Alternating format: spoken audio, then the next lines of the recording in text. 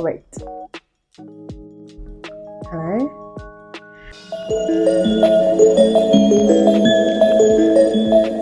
People go through several experiences that they end up not being able to tell the next person.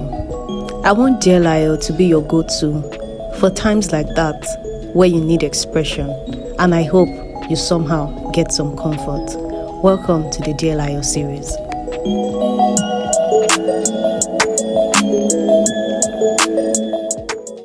Hi everyone, welcome to another episode on Lion Scripted. I'm so excited to have you guys back. Yay!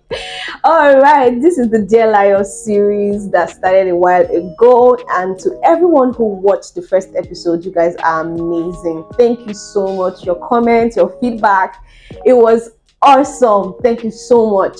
However, I realized that at the time I had recorded that episode, people still sent me stories that I missed, at least one of it, which is what I'm going to start with in this video.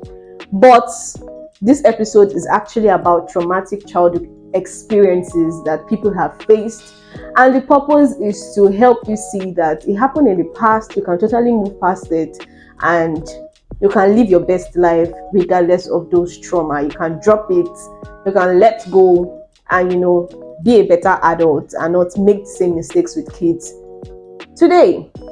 So without much ado, I'm going to go back to the first episode with the story I have before we proceed into the new ones. Let's go.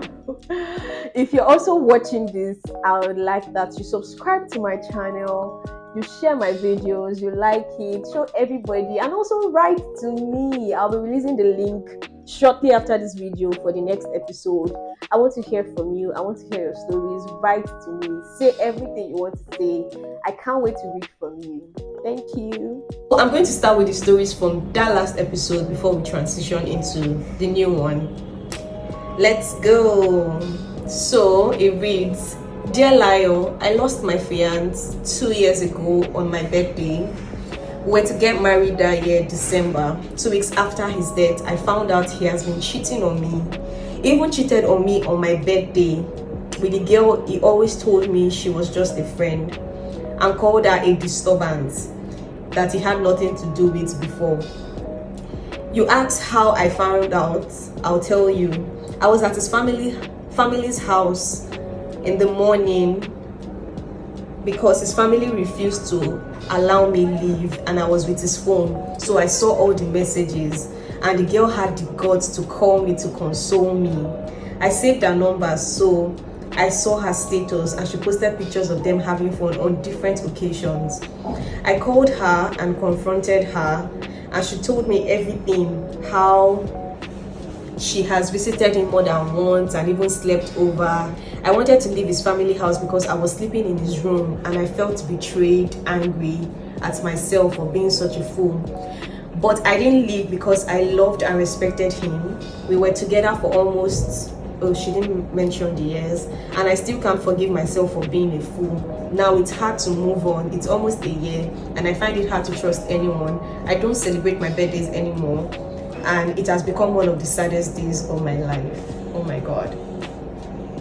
First off, I need to appreciate you for opening up and saying your truth, because this is deep actually.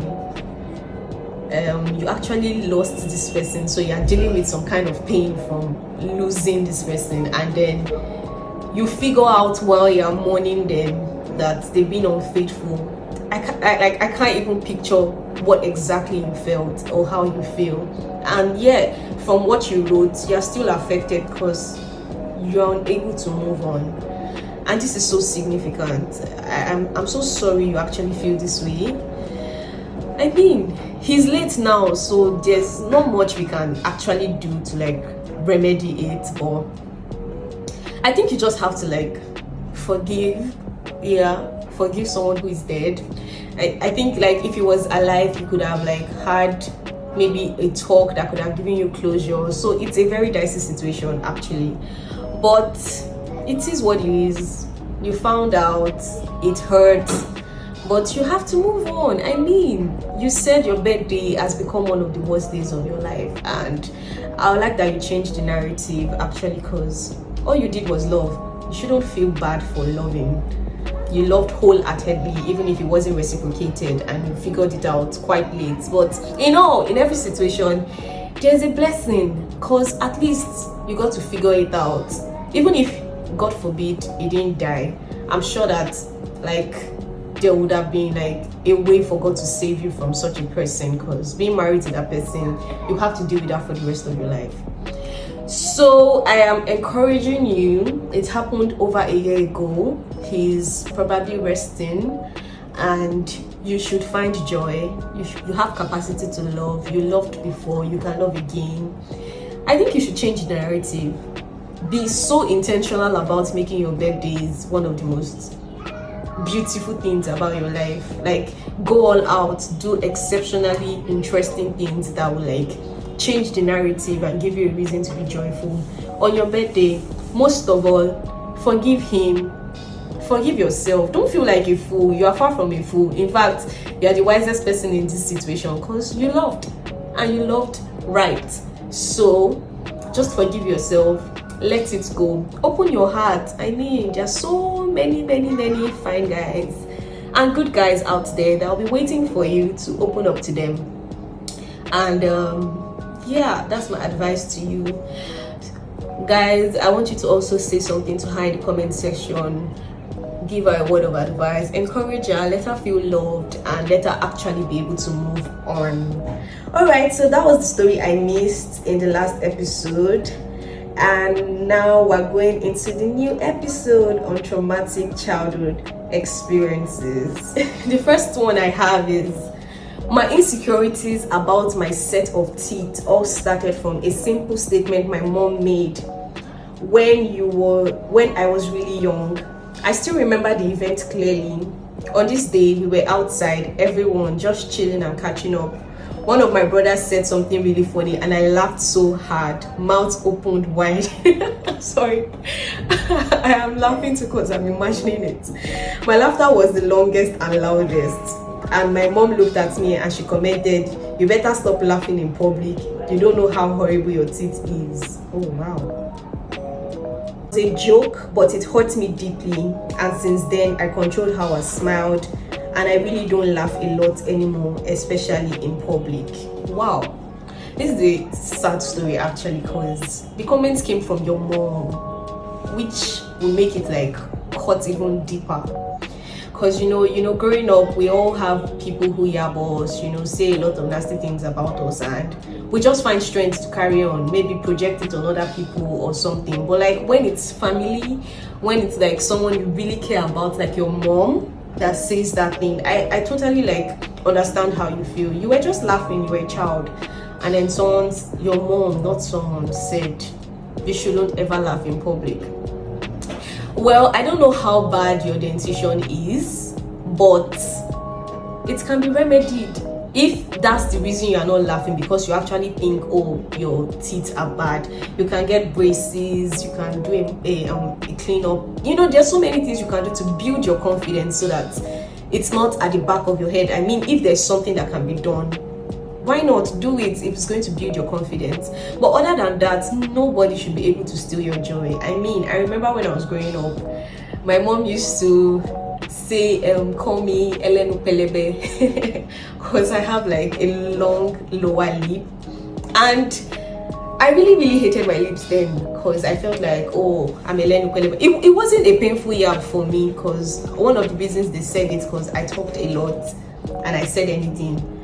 But it kind of made me feel somehow about my lips. And then moving on, my lip is like one of the most beautiful things on my body. For me, I just realized that, oh, Layo, why, sometimes we just outgrow some things. That teeth that you think, oh, you should be hiding and you should be keeping, might just be that thing that stands you out when you smile, and somebody's like, oh, I like how you smile, I like your set of teeth. It just takes that one compliment to like change the narrative. So stop holding back your laughter. Laugh with your mind, with your soul, because life is too short to like be smirking when you ought to be laughing. So I get you, I feel your pain. Your mom should probably not have said that. She might not even have meant that. I don't know if your mom is Yoruba, but Yoruba women, they can help you with anything and it's not even that deep to them, but they won't know the effect. So don't let it be that deep. Get over it. In fact, as you're watching this, laugh so hard. All the laugh not laughed in like how long this is. Laugh it out so loud. And then you see that it's not that deep actually. And like I said, if you think, oh, it's really an issue, then there's so many things you can do. Just see a dentist and do like prefer solution to the problem. Okay, our next story. If you've gotten to this point and you are actually enjoying this video, but you've refused to like it or subscribe, you are in the wrong. Please subscribe to this channel and like this video. Okay, I'm not shouting, I like you. Please, I'm begging. Okay, where's my next story? So this person says, Dear Layo, sorry, what I want to say is not in line with what we were asked to write. But can you add matchmaking people to your series? How is that even supposed to work? Well, thank you for writing to me. Send me your proposal, how you want the matchmaking to go. If it is doable, I'm a preacher of love. Come on, we'll definitely matchmake people, but I don't know how you intend for that to work, but I'm eager. I want to see. So, my next story. Hi, Layo. One of my major traumatic experiences of childhood that still affects my adulthood is a scenario where my parents had an argument and my dad had to hit my mom, after which my dad just developed hatred for his children and began to say words like, you are a bastard, you cannot make it in life, you are just a mistake, nothing good can come out of you. Wow. So at that point, those words really had an effect on myself and my siblings, in which while I was in school, knowing fully well I was intelligent and smart, I still have the consciousness that nothing good can come out of me and I can actually not be known for my intelligence.